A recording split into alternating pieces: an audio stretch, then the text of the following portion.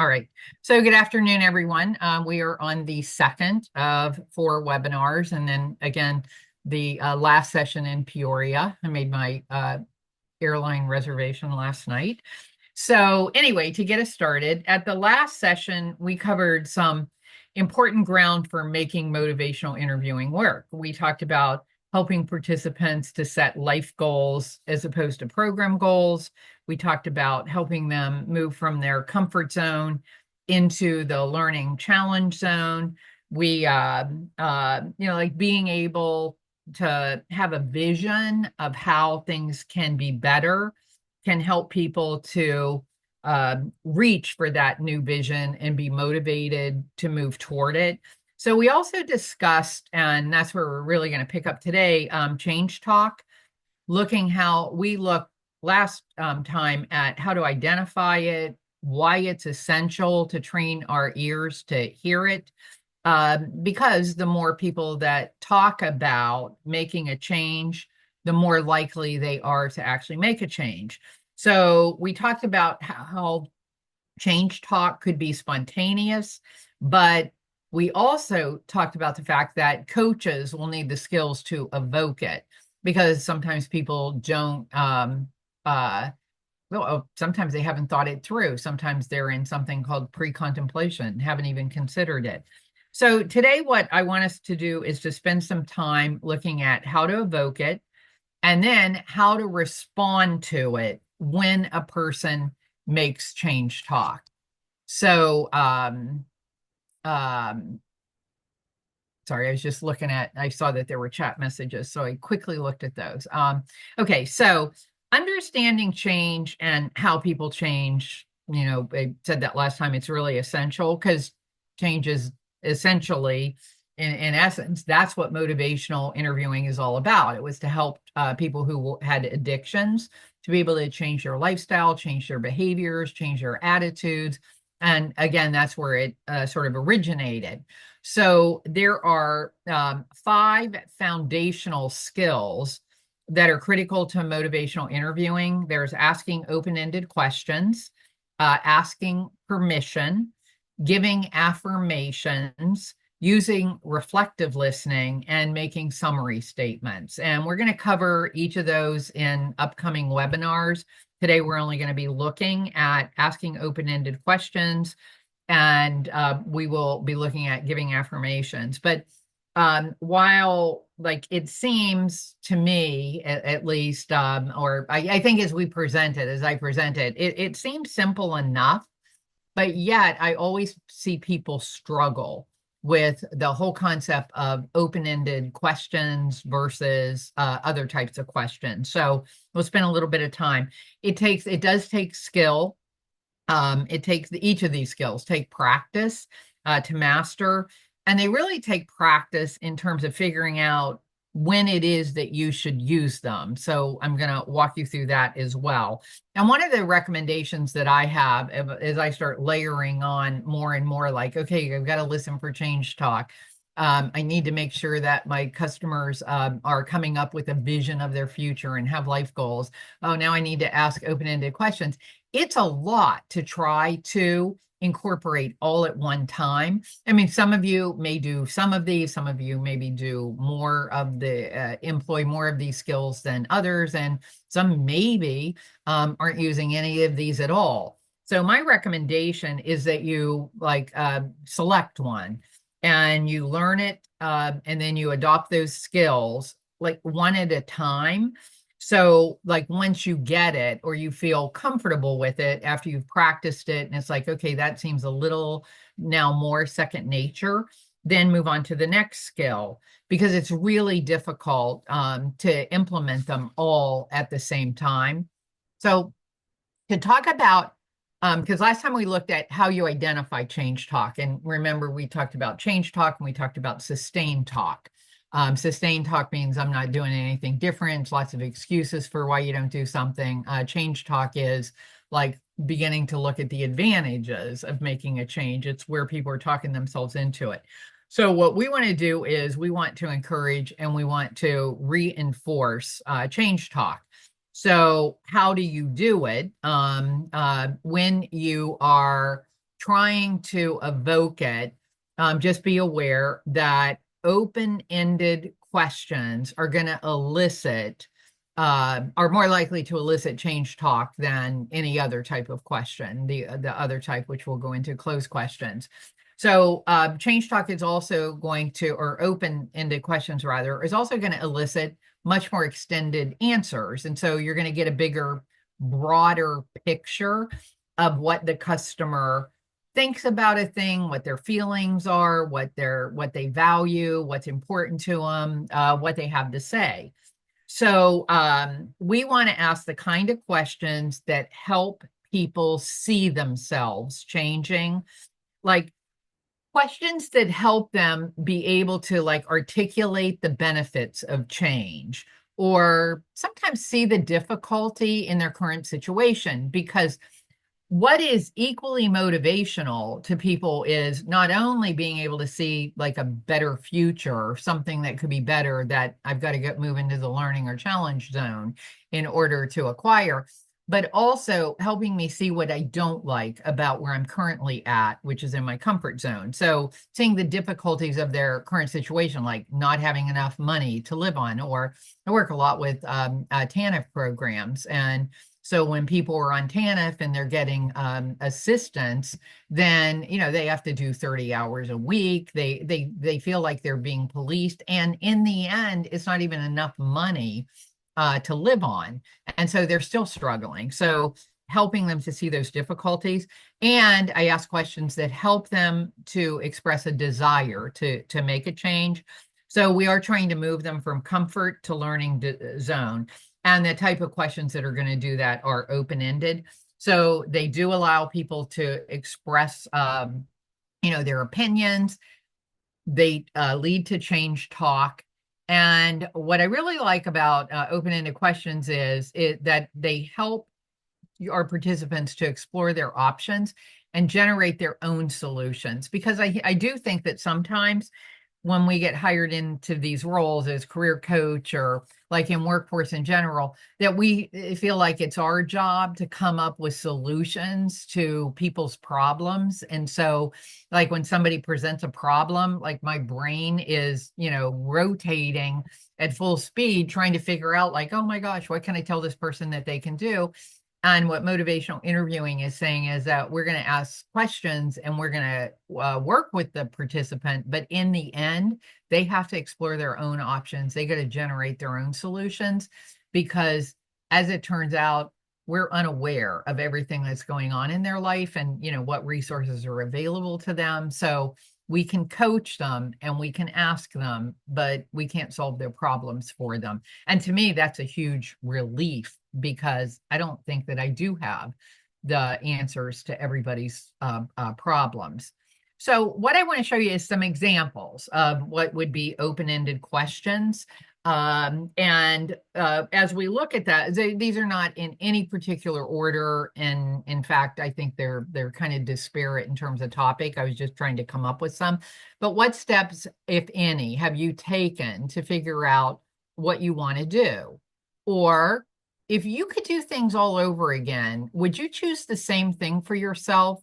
Like, what would you change? And I mean, I could put that in a career area. I could put that in an education area. I could put it in a lifestyle area.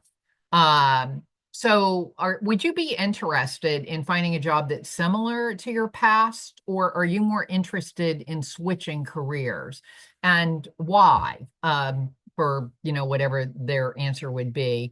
And I won't read them all, but what steps are you ready to take to begin to move from seasonal to year-round work, you know, if that's what they expressed. But notice, what I want you to notice on these types of questions is they cannot be answered with yes or no. They can't be answered with one word or like a simple phrase. And they actively involve the participant. I present the question, but the participant is the one who should be doing most of the talking. So what you're trying to do is get the person to start thinking and just start talking about change, what would be better, what could be worse, what they've done in answering the questions. And you guys might remember from the last session, I showed a slide that said, I learn what I believe when I hear myself speak. And it's, so one of the things that we want to do is give them a safe space to talk through, whatever their ambivalence is, whatever their plans are. It's like, give them the space to be able to talk. So what open-ended questions are going to do is give them the freedom to tell that story. And what I really like is open-ended questions build relationships, because people feel like you're interested, and we're not faking that, because we really are.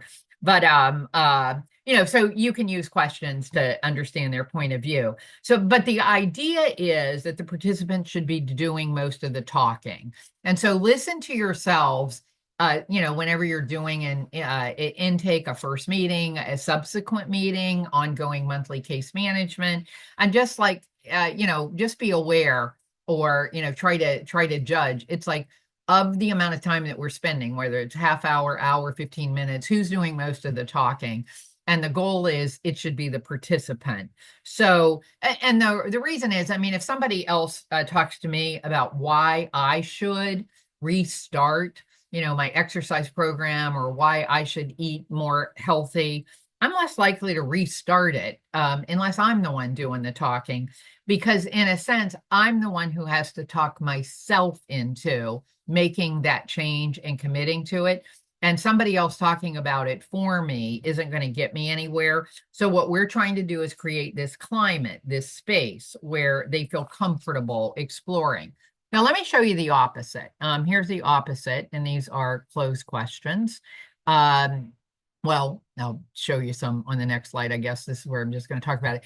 Closed questions can be responded to with a brief word or a factual response. So, example, do you live in Illinois?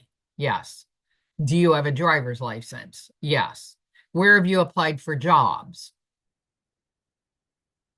Office Depot, Home Depot. I only apply at depots, I guess. And then how many children do you have? 5, 3, 0.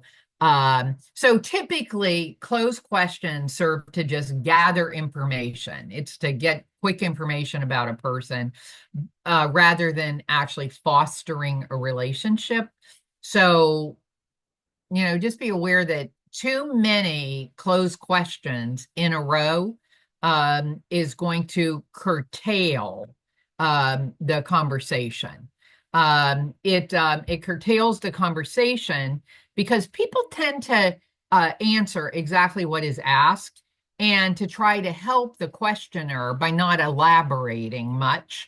And so you end up with like this dead space where there's a pregnant pause where in between questions, the person's just like waiting for the next question. And so I'm giving you space to ask me whatever's next. Closed questions also guide the discussion in a direction that's determined by the person who's doing the questioning. So the questioner is totally controlling the direction of the conversation, and sometimes to the detriment of the conversation. I'll give you an example. Let's say the case manager asks the person, career coach asks, have you ever considered returning to school? That's a kind of a yes, no. It's a closed question. The participant says, yeah, I've thought about it. But in a flash, the participant is thinking, but hasn't articulated it yet, because it's just formulating in their mind. But I can't, because I have an outstanding Stafford student loan. And so you can't go to school because I keep getting these collection notices. But they haven't said this, but then the case manager asks, oh, so you have thought about going to school. What would you like to study? Notice that the case manager just took the direction of the interview in one direction, when the participant would have taken it in a different direction, which would have been about this Stafford student loan. So a better question would have been, if they said, yes, I've thought about it, might be, well, what are your thoughts about returning to school or training? What might be some pros and cons? And so, or just in general, what are your thoughts about going back to school? And the participant would say, well, I've thought about it, but I really can't because I still have an outstanding Stafford student loan. Or, I got a Pell Grant and I used up all that money and I still didn't get a degree or whatever, their difficulty is. So they guide, that's what I'm saying, it guides the discussion in a direction that is determined by the questioner, where open-ended questions allow the participant or the questionee to take the conversation where they want to go. And the last is, and this is the most important, or well, one of the important things, everything I say is important, of course, but usually, closed questions don't elicit change talk. If you say, where do you live? And I say Maryland, that does not make me think, oh, I should move to Illinois. They don't elicit change talk. So sometimes they're necessary. And I was saying in the last session, I mean, if I'm asking 5 questions, I want a minimum of 3, but if not 4 of those questions to be open-ended and maybe 1 closed question thrown in there. But I think actually our tendency in workforce, and it's the way we've been trained, is that we would ask 4 out of 5 would be closed questions, and that does not build relationships. So let me give you some other examples of closed questions. So did you graduate from school? Are you willing which should be attend a job club meeting? Have you applied to any kind of training or school? Notice they're all yes, no, or like a phrase, or like what are their ages? I mean, so it's more than 1 word if the person has more than 1 child, but it's still a closed question. Do you have any criminal convictions on your record, which is already going to make them like their hair is going to stand up in the back of their neck? But the questions just don't get people to contemplate or talk about change. They're just data gathering. So they kind of shut down conversation because people just answer the question and move on. And in a sense, these types of questions over time trains people not to reveal stuff. And because it feels so much like an interrogation. So I'm going to show you a side by side, and coming up, I'm going to have you guys write some. So some open-ended questions, but here on my side by side, what is the highest grade that you completed? Notice that versus talk to me about your education, your schooling and education from high school on. Did you enjoy the workshop? Say that they went to a workshop at the Career Center.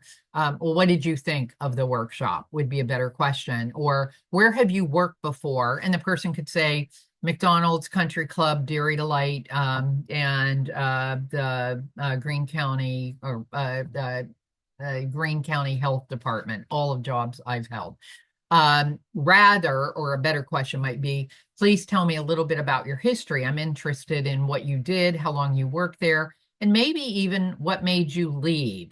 So if you look at those side by side, what I want to know, using chat, or you can unmute yourself, what are the advantages that you see of the questions on the right compared to the questions that are asked on the left? The material covered is identical, but the answers are very likely to differ. So what do you see as the advantages?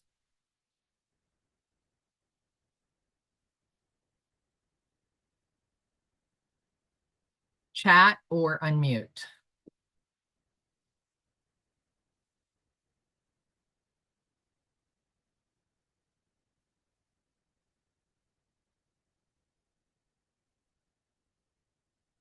The question on the right, truly show interest in what the participant is saying. Correct, Tara?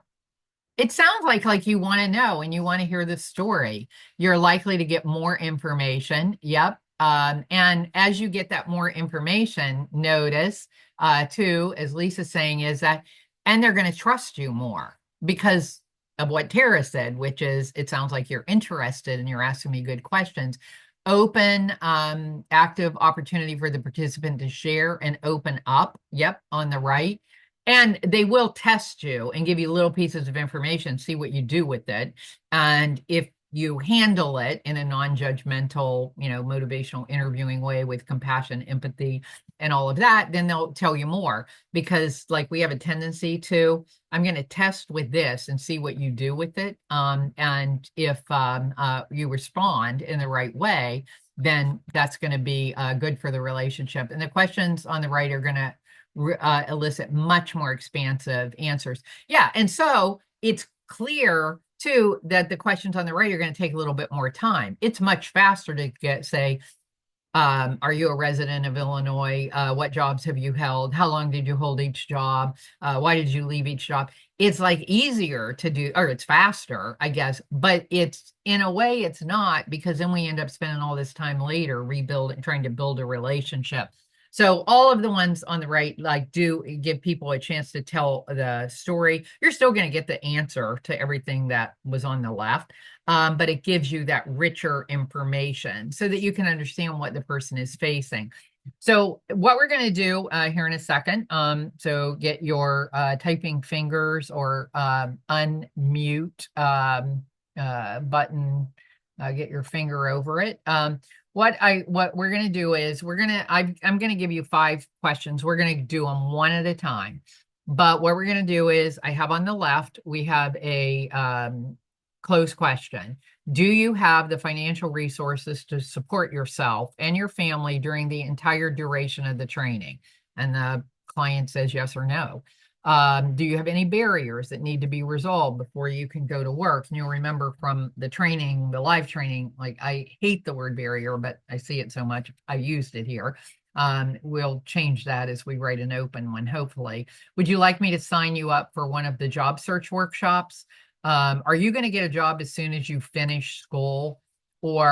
And how many jobs have you applied for since layoff? So those are closed questions. I think it's pretty easy to see that those closed questions sound like a bunch of data gathering, like I'm probably filling out a form.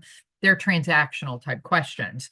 So, could we ask and then we move on to the next question. So most initial assessments that I've observed kind of follow this format. And I think that's one of the changes I would love to see us make, is that we move to a different format. But on the right, I have openers. It's sort of a little cheat sheet for starting or asking, coming up with open-ended questions. I find that they're kind of hard to come up with on the spot, although I'm going to have you do it.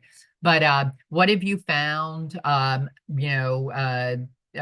be an opener. Or when you think about the workshop that you attended, tell me what you liked, tell me what you disliked, or can you say more about that? I'd be interested in knowing, what your strategy has been for job search in the past, or can you give me an example of blah, blah, blah, whatever it was. Can you tell me a little bit more about? So all of those are ways to start an open-ended question. So here's where I'm going to have you guys do on chat, and I'm going to go look at chat, but we're going to do one at a time. So do you have the financial resources to support yourself and your family during the entire duration of the training? What would be a good open-ended question? How can we reword that?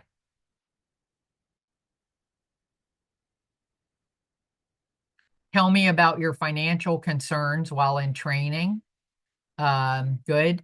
Discuss your financial resources that may be used to support yourself and family during the entire duration of the training.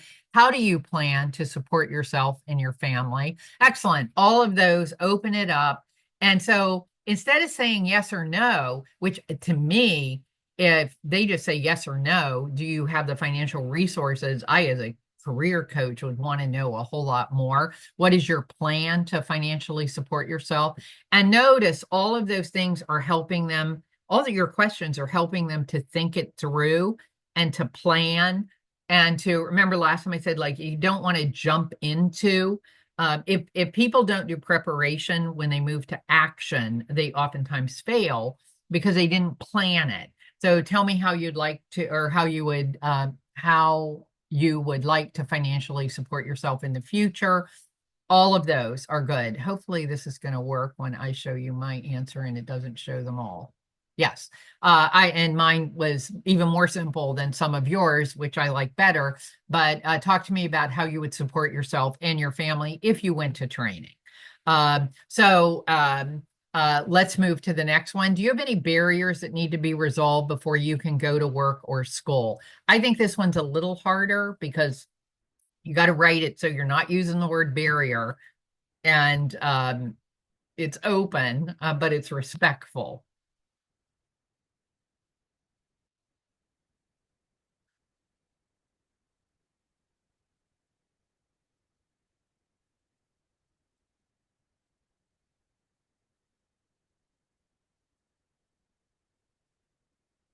Right. I'm seeing some answers, hopefully. Oh, what might keep you from being successful? What type of challenges do you believe you will have to address before you can go to work or school? Good. What concerns do you have that may throw a wrench in your plans to go to school? Excellent. Puts the issue on the table. What are some challenges you face that currently that might cause you to not go to work or attend school? Good. Opens it up. Tell me some factors that need to be resolved before you can go, and what might get in the way of you going to work each day? Excellent. And now I see one. Tell me a time that was challenging that made you feel like you were not achieving your goals. Encourage them to open up. Start with, we'd love to help you overcome any challenges. I'll show you actually a way here in a minute. I'm going to show you, Mark, a way to like introduce it. And what if any areas do you think needs to be addressed before starting work? How can we address it? And let's talk timeline. Okay, good. Here's mine. Before we move to the next one, again, like all of yours, because each of us as a career coach would are going to word these things differently. We just want to be at the same place where it's open-ended and we're getting at whatever it is that we're trying to do. So I said, when you think about going to school or returning to work, what other things in your life, legal, medical, caring for loved one, housing, what would we need to plan around? And so notice, eliminate the word barrier. Yay. Uh, I gave them the like kind of like the legal, medical, caring for a loved one, housing. Like I gave them some cues as to what kind of things I was thinking about. But they could still take it any direction that they want. Next one, you guys are doing well, so I know we can fly through these. Next one is, would you like me to sign you up for one of our job search workshops? How could I ask that?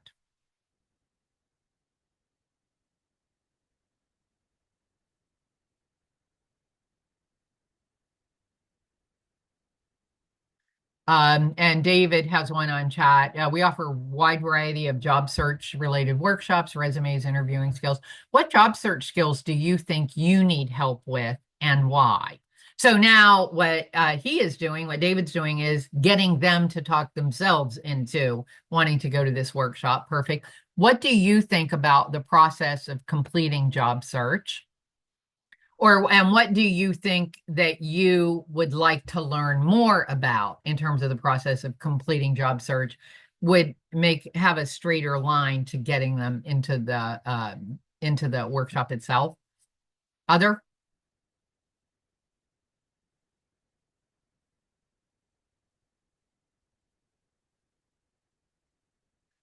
going once? Oh, okay, good, Lisa. What has worked for you in the past with our job search? Okay.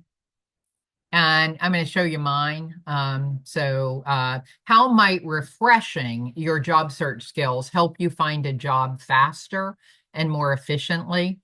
And so get them to talk about that. Again, I'm trying to write the question in such a way that they hear themselves talk and then they go, oh, that'd be a really good idea.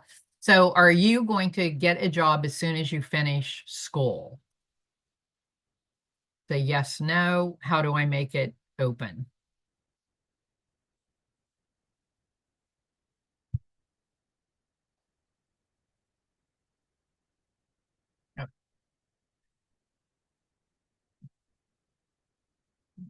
What are your career plans after completing school? Yeah, pretty simple. Um, and I am going to give you this one, just interest of time. What do you plan to do immediately after you graduate? Like I want to know, like, do they go, well, yeah, I've been in school for a year, I need to take a break, or it's like I need to apply, I want to apply for jobs, I need to like hit the ground running. Where are they at? And let them talk about that. And then how many jobs have you applied for since layoff? Where have you applied? And let's see if we can and see what are your career plans after school? What's your plan or vision for starting work after school? Yep. Explain your job search plan as you're nearing the end of your training program. Love that one. It also plants the idea that you should be planning, or it's a smart thing to do to plan before you graduate so you have somewhere to step. So I really like that. What time frame are you looking for after completing school? Tell me about your plan. Can you paint a picture of me what you would like to do or grow your career in the months after graduation? Great. And what is your experience with applying for jobs so far? Moving to this next question. And anybody else? So how many jobs have you applied for since layoff, and where have you applied?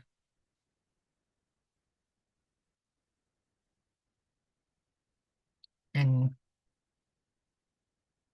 Kangs looks good, so you could reword her. Tell me about the feedback you've received in your job search. Excellent. Um, Yeah, and I mean, they could go anywhere with that. Like I've applied to places and it bothers me because nobody ever responds, or, I've done online job search and sometimes I find that they don't even like, you get like no response at all. You get nothing, or, it used to be employers would at least call you and tell you like you didn't get the job. I don't think they do much of that at all anymore. So mine is, and we will move to that. Mine was, I'm just interested in knowing about your job search since layoff. What is your strategy? And tell me about positions and employers that you've applied for so far. What's your dream employer and why? And how's your job search going? Share your experience. All open. So perfect.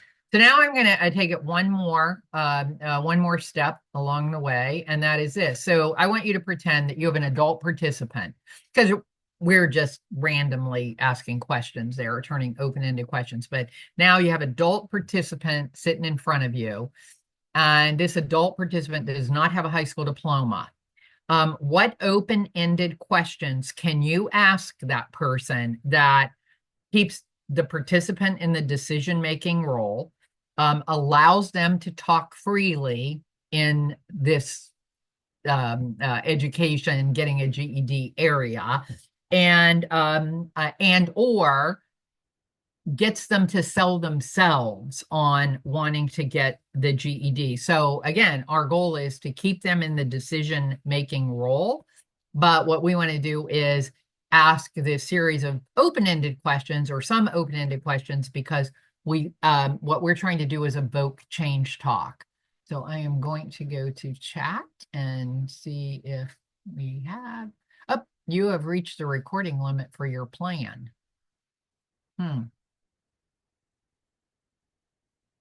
That is not to me. That's just someone's AI. It's It's not, not okay. it's not an Okay. issue. It's they're recording it on their own AI notes. That's not our problem. Okay, great. So back to, what do we do with this participant?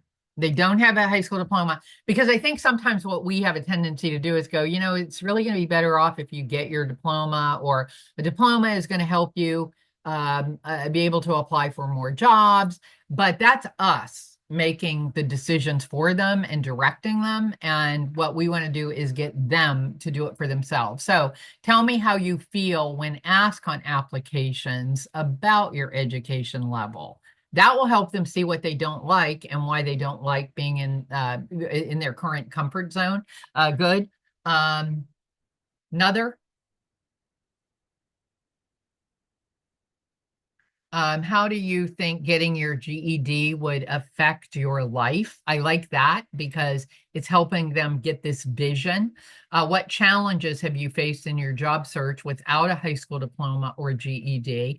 And you have to ask that, yeah, exactly, in a non-judgmental way. It's just, I just am curious. I just want to know. And it helps them see why that could be problematic. Do you think not having your diploma has affected your job search? Another way of asking it. Um, so let me show you mine. You guys are coming up with good ones. I have a few that I created. And so mine are, if you did decide that you wanted to get your GED, how might that benefit you? And so again, get them to sell themselves. You're going to notice in a lot of the questions and in this session and probably in the subsequent sessions, you'll notice that I always hedge a bit by saying things like, if you did decide that you wanted to get your GED, because I am always trying to show them that they are totally in control. And I'm not assuming that you're going to go out and that you're going to get it or you're going to go back to school. So I think it also demonstrates that they are still behind the steering wheel. How has not having your GED or diploma impacted you? That's along the lines of what a lot of people were saying in chat. What, if anything, scares you about studying for your GED? Followed with, what would have to happen to take that fear away? And it could be that people have been in a program before and it didn't work and they're afraid they can't learn. Like, I need all that out on the table. Talk to me about how many hours a week you would have available to invest in getting a GED. How can this, if you did decide you wanted to do it, how could this fit into your schedule? So help them see themselves doing this, and what changes would you need to make in your life to make this a reality? I mean, going to GED classes is going to be a commitment. And so what kind of things would they need to do in order to make that work? So that's just one. But what I, kind of wanted to show you is that that rather than telling people you need to get your GED, I'm asking them to figure it out for themselves through these directed open-ended questions. I'm going to give you another one. I will give you the answer to this. I'm not going to make you do it just because of, interest in time for one. But so if you have an adult participant who has many challenges, barriers, unhappy face, that need to be addressed, but you know that there's more, like, I don't know, it's like we have a sixth sense. I know there's more that they're not saying. I just know that I don't have it all. Like, is there a way that I can ask it? What kind of open-ended questions? So what I tried to do was I tried to word something for you. And I mean, this only works if this feels comfortable to you. It would be totally to me, but on me. So I might say, if it's okay with you, I would like to talk about any situations or challenges that you're facing that we might need to plan around in order for you to go to school, to work, to GED classes. And then the questions are, when you think about going to school or returning to work, what kinds of things are going on in your life? And I showed you that one in a previous slide. Other than working with us, what other services or resources in the community have you accessed? What was that experience? What organizations have you found to be the most helpful? So that is my way of finding out, are they getting like food stamps? Have they been to TANF? Are they also like partnering with Voc Rehab? Are they going to adult continuing education? Are they going to a food bank? Are they getting LIHEAP? Like, what other community organizations out there are you accessing?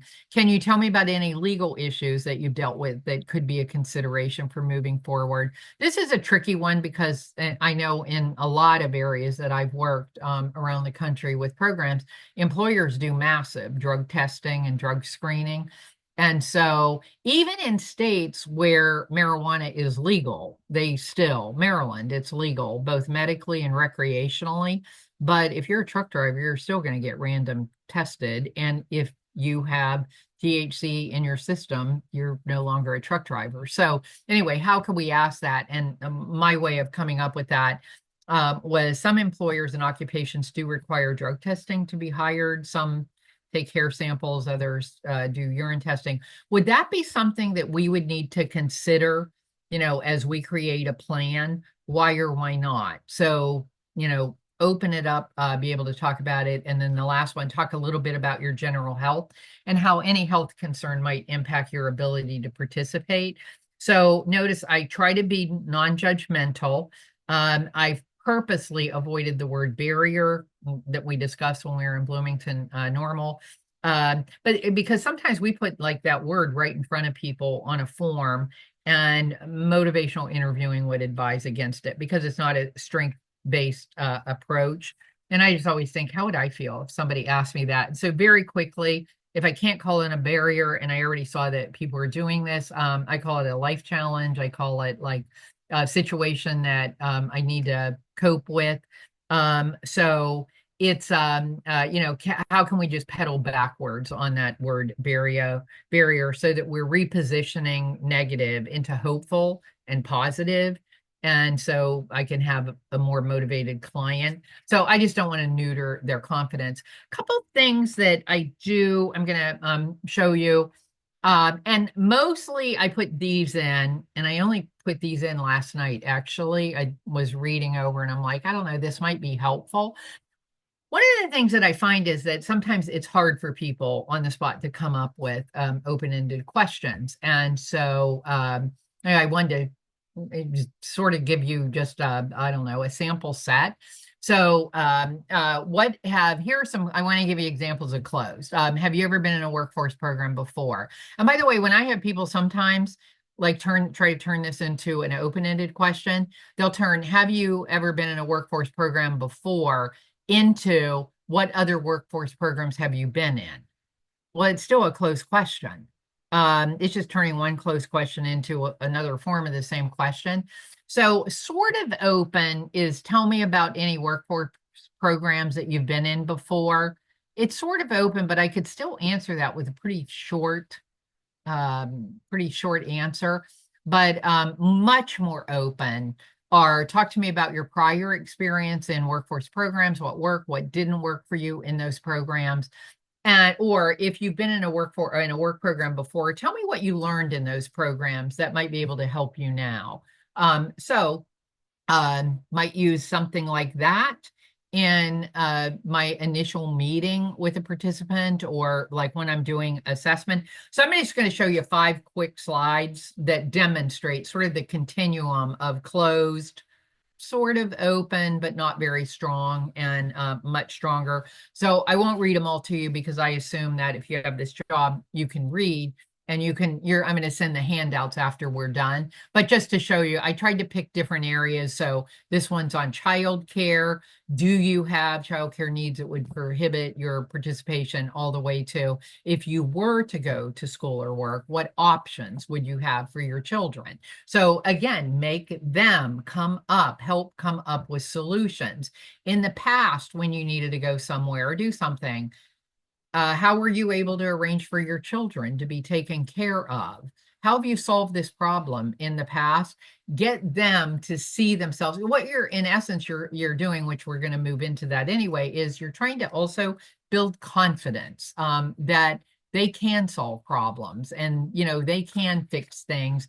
They don't always need us. This one is about whether or not they're currently in some kind of training. And again, I think that we've kind of covered this. How do you feel about getting more? What would be some advantages to getting more training? This is about their work history. Tell me about some of the jobs you've held and what you learned in those jobs. Or if a person hasn't worked, what kind of jobs come to mind when you dream about a job you'd like? What do you think that you would enjoy most, and why?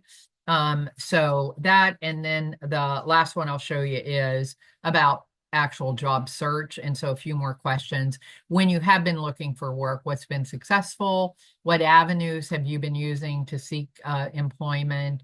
Where are you right now in the job search process? Again, open, tell me whatever you want, and you let the participant take it wherever they want to go. Want to open up and ask this. And this may be for my own benefit, but why is it that in workforce we find asking open-ended questions so difficult?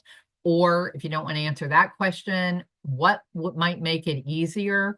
Or how can you incorporate this skill into your participant case management sessions?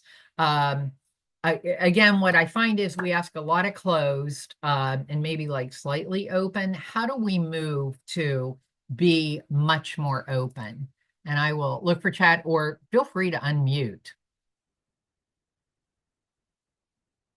And while doing that, do you think it would be appropriate to have a cheat sheet or some kind of open-ended questions when meeting with a customer until comfortable? Yes, to me, that's part of the answer, Lisa, is that what might make it easier is a cheat sheet. So that if I had excellent. See, I find that they're really hard. And I teach it, and I have to sit and I have to like go, okay, this issue, how would I ask this? And if I got a client sitting right in front of me, I don't have that time to sit and plan. So if we had like certain questions that were on job search, certain questions on education, certain questions on like, what if I have somebody who speaks a little bit of English, but not much, but maybe needs to go to an English as a second language class? What are some questions I could ask them? What could I ask about going to school? Like, couldn't I have categories on like let's call it a desk reference, a desk aid, and that like when I'm looking at a customer's whatever paperwork, or we're having a discussion, I can very quickly, if I have tabs, turn to that section and look down, and it's like it just helps me to get started. And then I think over time it just gets easier and easier as you learn to like formulate those kind of questions, to formulate the kind of questions that show that you have curiosity.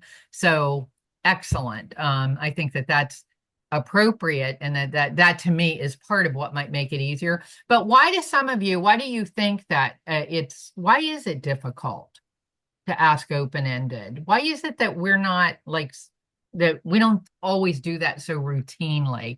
And Christy says, in our work, I think we're often forced to check boxes and give forms to move people through the system quickly. And that framework invites closed questions. Absolutely right. Chrissy, and that's what I keep saying, is that I think that we have, over like the years, we've been trained not to ask open-ended questions because we're like looking at our watch going, oh my gosh, I got somebody else waiting. But in the end, it's like, because we saved that time, it cost us a bunch more time on the other end because we don't have the relationship to get the documents, to get the people through, to call them, to get them to come back in. And so it's like, you got to invest a little. So what I'm wondering is if what we could do is, because I know you still have forms you got to fill out. Could you say to a person, like, first of all, I just want to spend a little bit of time getting to know you. And I ask open-ended questions, get them like, what brought you here? What is it that you'd like to get out of the program? And then they say, well, I've thought about getting my GED. Maybe I turn to my GED cheat sheet questions, right? And I ask a few questions, but then I say, I want, if it's okay with you, I do need to spend a little bit of time gathering up some information from you. So if we could spend, I don't know, like, 10 minutes or 15 minutes getting to know each other, and I could reserve a little bit of time at the end to be able to get these documents filled out, would that be okay with you? I think then it doesn't seem as it doesn't seem as much as an interrogation. It still seems like we're working together. I know that we have forms that we have to fill out, but I think that we got to figure out a way to make that work. And then Jay Willis is saying, because we're so used to asking the same questions over and over, obituary questions versus life story questions. As a lay pastor, I get more healing answers when I focus on letting people tell me their family stories. Exactly. Because we don't normally speak that way, and we're not used to that type of question. Practice will make it easier, or having the questions in front of them. One of the things that I have found interesting is that and I find this with like teenagers in my family. It sort of drives me nuts. Um, so I don't know why I'm telling you this, but um, like I noticed my nephew was here last week for a week on his spring break. And I noticed like he's with me for an entire week. He's 19 years old. I ask him everything about his professors, about his work, about school, about he's getting ready to graduate. What do you, have you thought about what your plans are? What's your vision? Yada, yada, yada, yada, yada. I just ask questions all the time. And I noticed in the whole week, he never asked me a single thing. He never said like, "Oh, so what kind of what projects are you working on, or how are you and Uncle Tom, or what kind of things are you planning to do this summer, or like, are you guys going to go on vacation? Where might you go?" He never asked me anything, and it always makes me feel like, do they not care? And so it's this thing that I think that we have to be, and I just relate to that. Like I think that sometimes it's just not what we're comfortable with. We have to get more comfortable with being curious and just being curious about other people's lives, and maybe, and getting them to tell their life story. So and practicing makes it easier. And the front end entry point for WIO is too cumbersome and getting customers in the program, and we need to streamline that. And I'm hoping that that's part of what this entire customer journey mapping and moving to more of a customer directed system will do, is to help streamline that, or maybe take some of those things and don't do them one after another, but spread it out a little bit more so it doesn't feel so overwhelming. And so that we're not so just totally focused on compliance. And Lisa, we are trying to address this with the IWDS too being developed. Hopefully it makes things easier for participants. And what I hope in what's being developed is that there's more opportunity for implementing the things that we're learning in motivational interviewing. But yeah, be curious, ask more open-ended questions. And, all through this, I'm going to be giving you examples of open-ended questions on slides. Yeah, and Jody, if you don't Yes. mind, this is Mark from the Yeah. state Hey, Mark. level and our development at 2.0. I mean, I think the I don't want to say conflict, but the difficulty of it would be wonderful if we could just have conversations with the participants and get all the answers we need to fill out an application, right? Right. But things don't work that smoothly. Um, and there's a process and flow that needs to go to get stuff into the systems. So, but anyone having suggestions on how that could happen, I mean, I think we can just make utilizing what Jody's providing us, if we can just, think through how we would just have a conversation and get to the points we need at the given times they're needed, without sitting there with what feels like an application in front of you going, okay, question number one has me need to ask this, and question two, don't make it feel like it's a questionnaire versus a conversation. And I'm hoping these kind of questions would help all of you do that. Obviously, I'm not out in the field with all the participants, so harder for me to visualize how that might work, but would love others' input on thinking if that's even possible, and your thoughts too on that, Jody. Well, one of the things that I'm thinking is, and like I could show you examples, but not right this second. But uh, the thing that I think is that you take information and you try to figure out like, what do we need? What do we need to know? And I need to divide it into things that people could answer for themselves without having a professional in the room. Like somebody can answer for themselves. Do you have an Illinois driver's license? They don't need me in the room for that. They need me in the room to say things like, what would be some advantages of getting your GED? And so I think sometimes it's like sitting down and figuring out and separating what can people answer for themselves, and is there a quick, fast way of getting them to do some kind of what I'll call it like self-report, but in a self-assessment where it's like, I don't know. I mean, I'm making this up because I don't have an example in front of me, but I need help with my resume. And it's like, yes, am looking for, I would like to get more information about earning my high school diploma. Yes, whatever. And so that rather than us spending time asking those kind of transactional questions, that we gather that information in a different way that's more time efficient for them and more time efficient for us, because then I can quickly go down and look at the list or look at whatever they've done on this self-assessment and see where I need to focus in on more questions based on what they think that they want. So, sometimes I think it's we're trying to ask everybody everything, and that it's just dividing up and figuring out, is there a better way or a faster way, more efficient way of getting that information?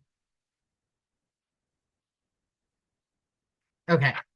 All right. I am going to move on to this then, and that is the next skill that we're going to talk about. And the last one we're going to talk about today is affirmations. So affirmations, again, it's sort of like open-ended questions in a way.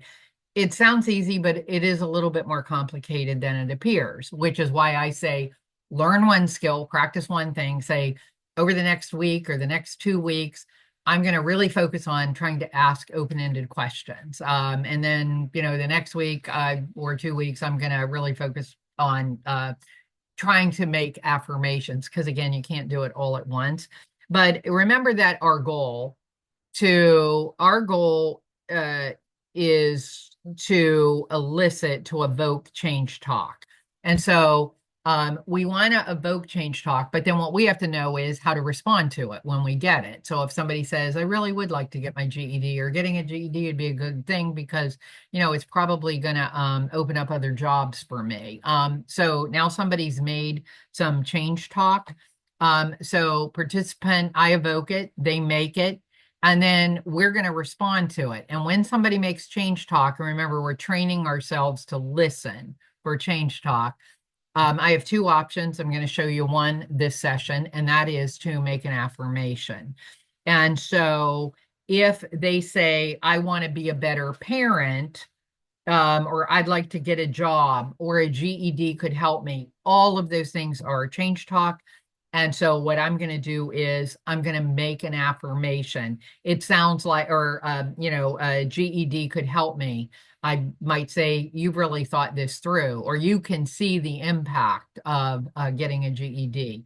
I want to be a better parent. Being a good parent is important to you. It sounds so.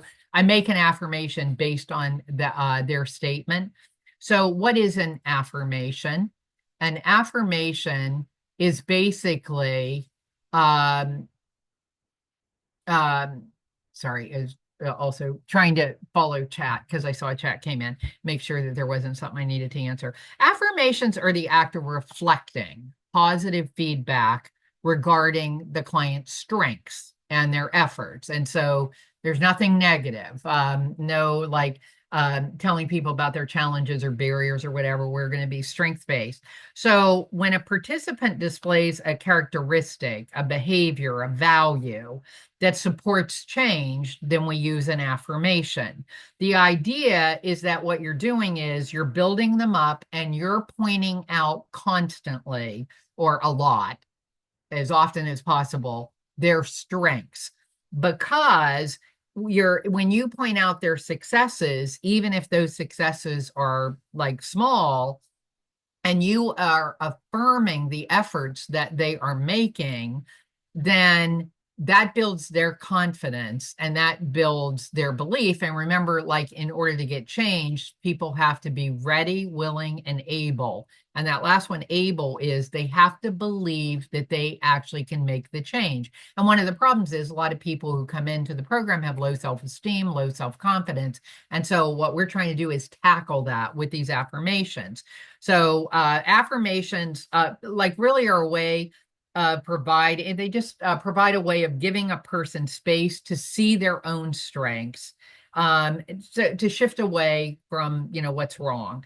And so what we want to do is use affirmations to so you're constantly looking for where can I reinforce, and I'm going to show you some examples, but you're recognizing their strengths, their successes, any statements they make, any efforts that they make to make a change, and thereby increase their ability, their confidence in their ability to make a change. What do they sound like? So here's another little cheat sheet that you can have.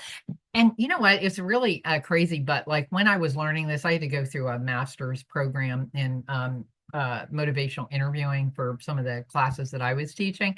And I had cheat sheets all the time. I would like open up my notebook. I'd always ask people, like, do you mind if I take notes? But what was really there is a cheat sheet of all these little skills. I'd put them on little cards, like index cards, so I could just like look down to help me keep track of where I was trying to go. Anyway, here's what they would sound like. Well, that sounds like you have a really good plan, or it sounds like you've thought a lot about this and you have some really good ideas about how to go look for a job.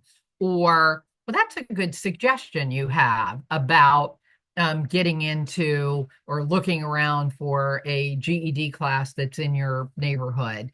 It sounds like you're very resourceful in terms of, like, say somebody's out and they're getting supportive services all over the place. You've accomplished a lot in a short time. You've had a setback, but you're really trying. I mean, look at all the progress that you're making. So it is what you're trying to do is, again, build hope, build strength. And they're really, really, I think, potent is when somebody makes change talk and you use affirmation, like, I want a better life for my kids. And I say you value your children and you want to give them something more. You're really taking a lot of important steps to get in there. That like reinforces and makes them leave like thinking that, I don't know, it gives people the energy to go another step, to go forward. And it reduces resistance. Now, so on this side, I'm going to show you examples of change talk in the left. I want to get my diploma.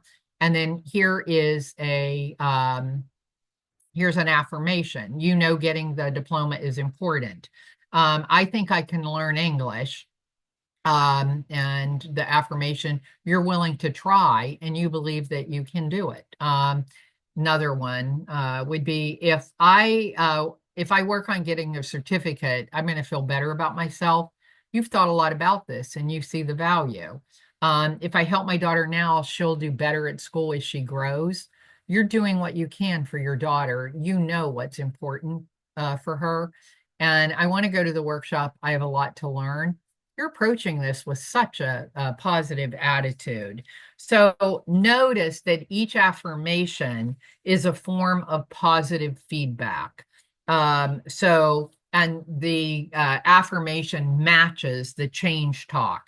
Now, there is a subtle but important difference that I want to show you, and that is between,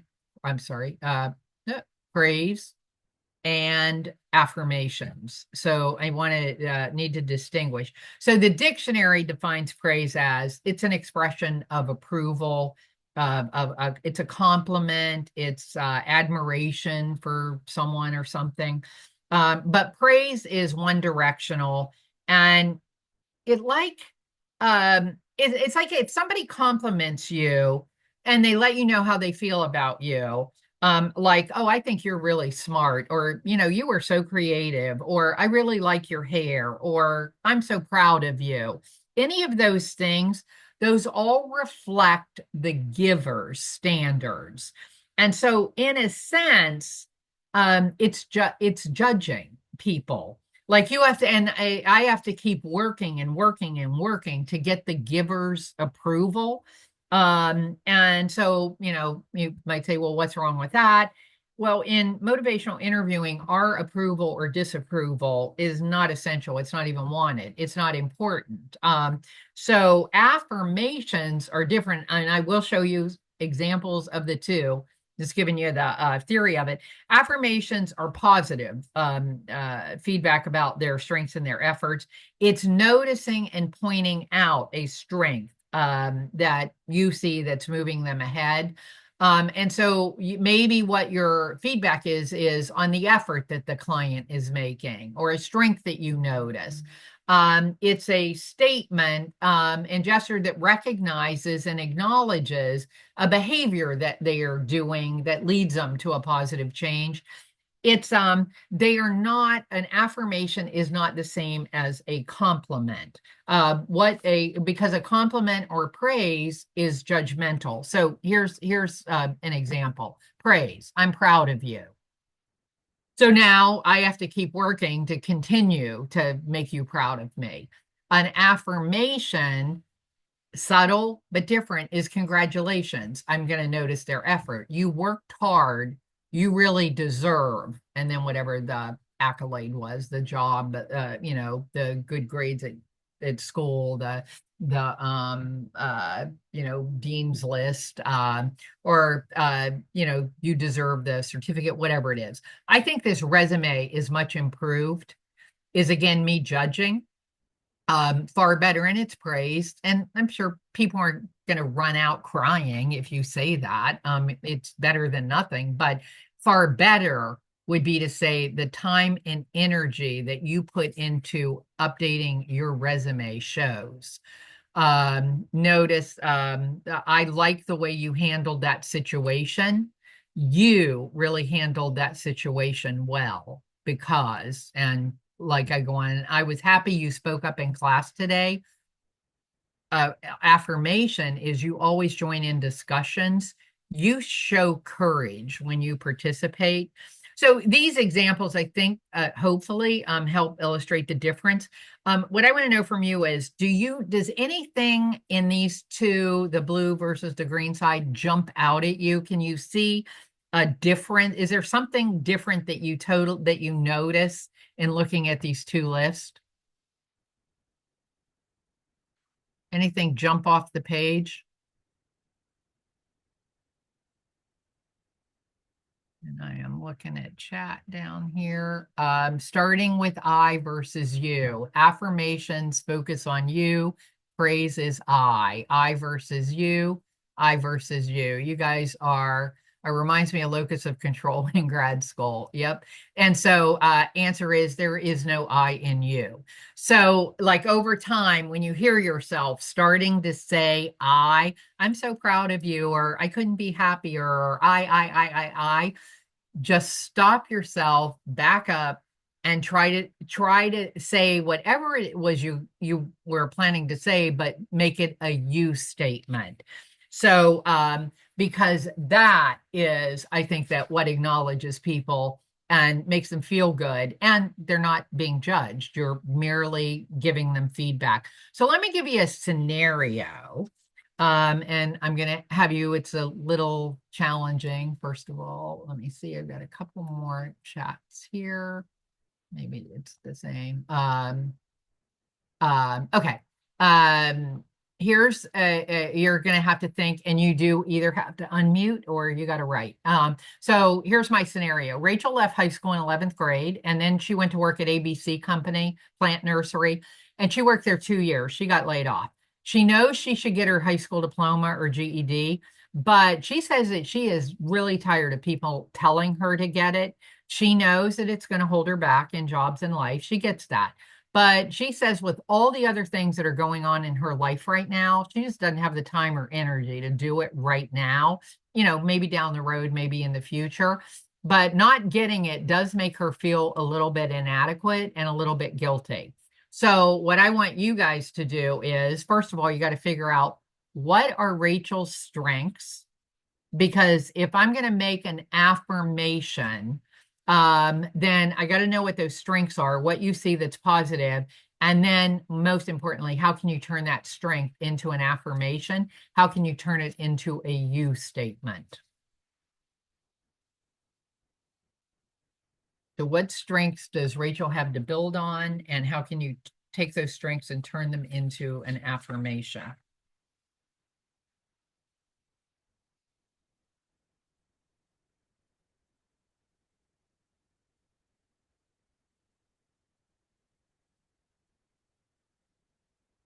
Waiting for chat. Or, you can unmute.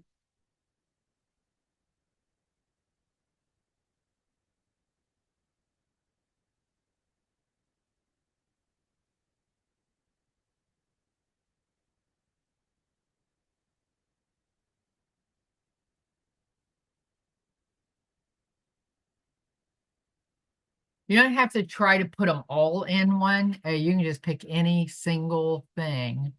Um, She has self-awareness of her situation. Absolutely. She knows. She already knows that she needs to get it. She is tired of people telling her.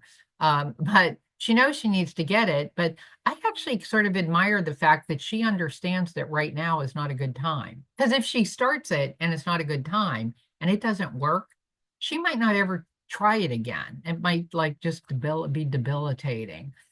She's proven herself as a capable employee since she held a job for 2 years. She's got job retention.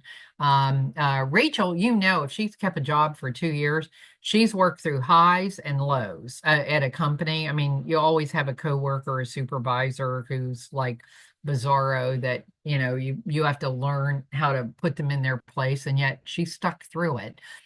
She learned independence by working at a company successfully.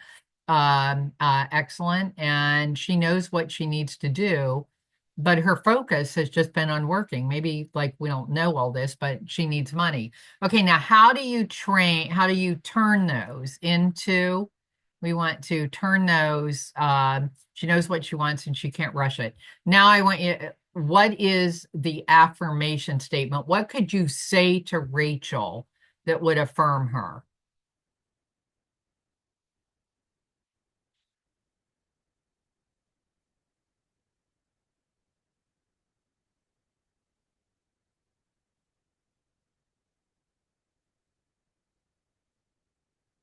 You've got the first part where you've identified her strengths. Now it's just turn it into a sentence.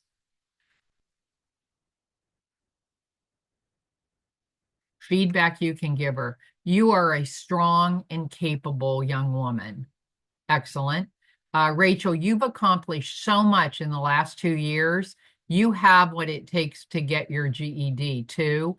And then I would add, Wilda, onto that when the time is right. Like you have what it takes to get your GED when the time is right. Because we've got to acknowledge that she already knows that this is not the time. Okay. More. Uh, you know what you want. Yeah, and wait, I'm sorry. It flipped all the way up. Where am I? Oh, sorry, I'm scrolling the wrong direction. You've accomplished so much, and you also know your life. You do what needs to be done, or you can do what needs to be done when you're ready. Good. Excellent.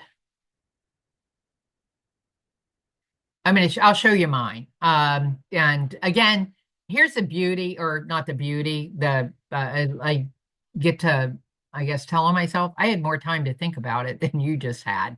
But I think her strengths are, and I wrote it.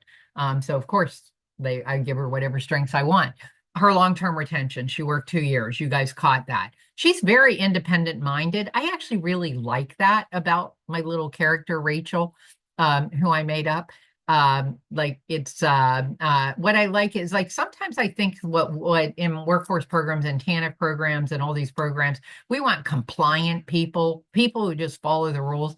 I actually prefer people who are independent thinkers, think for themselves. Sometimes it's challenging. I get that. But I don't think compliance is going to get him anywhere out there. So I like that she's independent minded. She's tired of people telling her to get it. She knows for herself when the time is right. So she's aware of the challenges and she understands that to be successful, she's going to need to make it a priority. It's just that she also knows that right now is not it. So I admire all of those things about her. So a possible affirmation statement, you guys made excellent ones. Here's mine. You are somebody who was successful for 2 years in a job.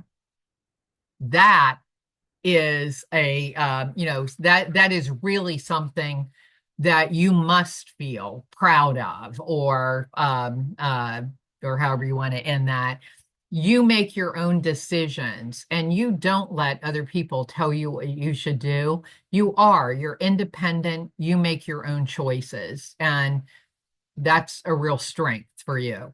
You understand the importance of education and understand the concentration and commitment it will take, and recognize that right now is that you've got a lot on your plate, and so the time isn't right. But you're determined that when you do go for it, you want to do it right. And that's admirable. Let's see, I got another chat.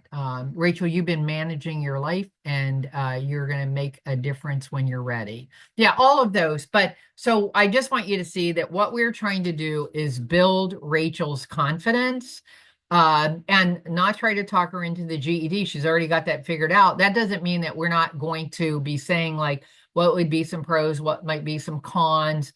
What kind of things are there, what's getting in the way right now? You said that you have all these other things that are happening. Can you talk a little bit about what those are? Are there ways that we would be able to help you to manage some of those other things in your life so that you could make getting your GED a reality, whatever. Doesn't mean I'm giving up on it. It's just that right now that's not where she's at, and I can't push her into it. So anyway, it's building her confidence. So the summary of let's see what time we're getting to, but summary is, so affirmations are basically the act of reflecting back positive feedback. So when people are talking, even when, like, you think that they're really, I don't know, difficult, I thought Rachel was, just in this scenario, it's like you're always thinking of something positive that I could say back to them that make them feel good about who they are, an action they've taken, so that they can feel good about themselves. So they're always based on strengths, their behaviors, their values, their efforts. You use them to build their self-esteem, their confidence, because again, it relates to change, and that you have to be ready, you have to be willing, and you have to be able. You have to feel like this is something that's achievable. And I think that they give people space to see their own strengths, like, yeah, like I never thought about that. And it's like it makes me feel good that you see that about me. And so that maybe we can help people shift away from everything that's going wrong in their life and feel a little bit that they're doing some right stuff and they're doing some good stuff and other people are noticing. And so affirmations are really a micro skill that increase change talk, decrease sustained talk. And I use them when people are making change talk. And when I say it's a micro skill, it's a micro skill as there's another skill I'm going to teach you at the next session, but asking permission. It doesn't take that much time. It's not like just to say to Rachel, wow, you're somebody who is successful in a job for 2 years. That's amazing. Or, you stayed on jobs a lot longer than other people have. You must feel proud of yourself. Or you endured during any job in 2 years, there are ups and downs, and yet you have the endurance to make that happen. It just doesn't take that long. It's like a 10-second kind of thing. So it's why you call it a micro skill, because it's just something that you can train yourself to build in, and doesn't take a lot of time. So what I want you to practice, and I am going to be sending out another homework exercise, but what you may want to practice or could practice over the next couple weeks to get that under your belt is ask open-ended questions. Again, I'm going to package this presentation now that we're done. I'll PDF it. It'll be sent out to you guys hopefully sometime later today. And I have questions in there if you wanted to create your own little cheat sheet, and as well for like the beginning of open-ended questions and like how to start an affirmation. So try to ask more open-ended questions over the next 2 weeks. Listen, train yourself to listen for that change talk. So when people make change talk, make an affirmation, change talk affirmation. And then as you're making affirmations, as I said, substitute I for the word you. This is you. So let's get it off of us and get it onto the participant. And so now I'm seeing other people have a meeting. So anyway, what I wanted to let you know here is, as soon as this is over, I will wrap up the certificate or the PDF. I'll send out a PDF. And I also will be sending out another homework exercise. The homework exercise that I'm sending only has to do with this particular webinar. It's just a way to then see more examples and to make sure that because it self-corrects, like that you get it, or more importantly, that I taught it well enough for you to be able to get it. So that will go out right away. So I will take any questions, any comments, any thoughts, hopes, fears, dreams. And here is one difficulty I have with these open-ended questions is actually documenting their response. Okay, when the meeting becomes, it's difficult to recall the conversations, to record the information later, unless you're taking contemporaneous notes, which some of us are not great at. A good amount of information not be remembered once the client leaves. And one of the things that I would say, Joel, is on that, I think it is a good idea to practice taking notes. But I think that the difference is it's what you're writing. I don't need to write their entire story. I mean, I read case notes, and it's another workshop that I do is on like writing effective case notes. And some case notes are written as though like the person was like, writing a TV docudrama or something. It's like way too much information. And so it's like being able to sift through and figure out like what's important. And so I'm summarizing what it's basically you're summarizing like a lot of information that might have been delivered, but I don't need all the details. I'm trying to give an example is oh well, okay, here might be one. Like let's say as a client came in and told me a story that she her husband came home late from work and he had been drinking and they ended up getting into a physical altercation, and like there was chaos in the house and the kids woke up and they saw their mom and dad fighting, and then they started crying, and like the whole thing, the story explodes, and the police come and they arrest the father or whatever, take him away for a little bit until they sort this whole thing out. I don't know, just made that up. But all I need in the case notes would be something like, I don't need all those details, and I don't need to know the kids were there and what they saw. What I need to know is that, Jody reports that there was a physical altercation at home. Police came, and and it's being dealt with in some other way. I don't need to write all that down, or say that I'm working with somebody and they're like, oh, I just don't know what job I want to do. Sometimes I think construction, but other times I just think I want to be a veterinarian assistant. And those are like two far away things. But like the pro of construction is already know how to do it. It pays really well, but I really like animal. And they're like going through all that. I don't need to write all that down. I just need to write, and that would be like note to self contemporary or simultaneously while I'm talking to them, contemporaneous, is to say, Joel is choosing between construction and vet tech. Talked about pros and cons of each. Like I need enough to be able to recall the conversation, but I do not need to write down that entire story.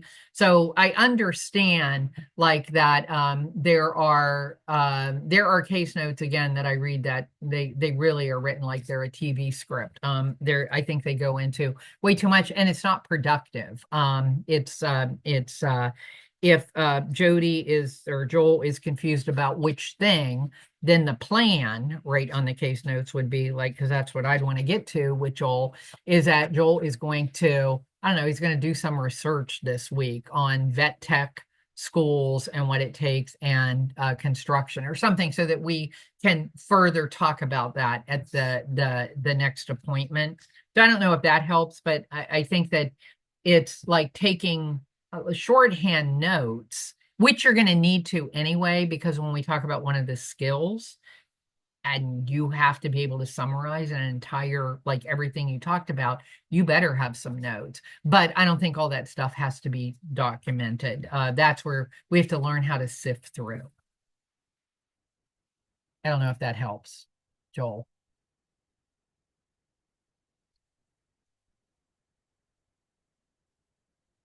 All right. Anyone else? Questions, comments, hopes, fears, dreams?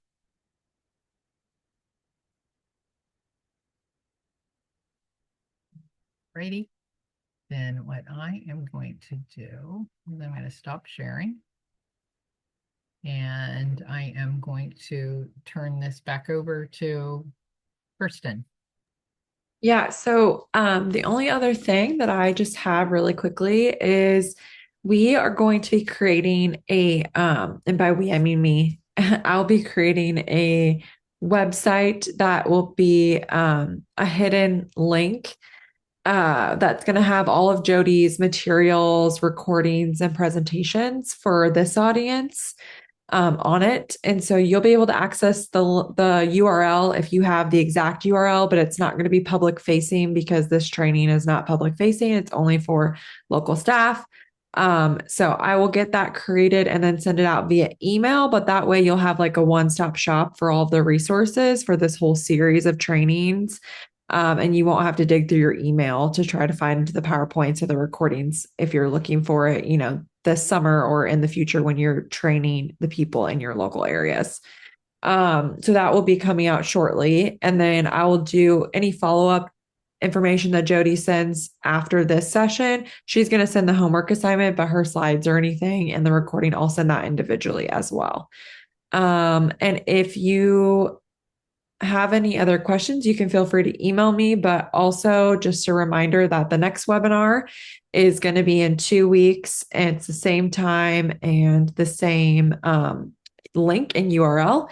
So I sent that out again this morning just as a reminder, but it'll always be the same Zoom link for all the webinars. Yay. And she had to send it to me too, because it gets so buried. All righty. Well then, have a good 2 weeks and be sure and practice open-ended questions, listening for change talk, and affirmations. And I'll start next time finding out like how you did with that. So, all right. You want to shut it down? Yep. Great. Thanks everyone. Have a great rest of your Wednesday. Bye-bye.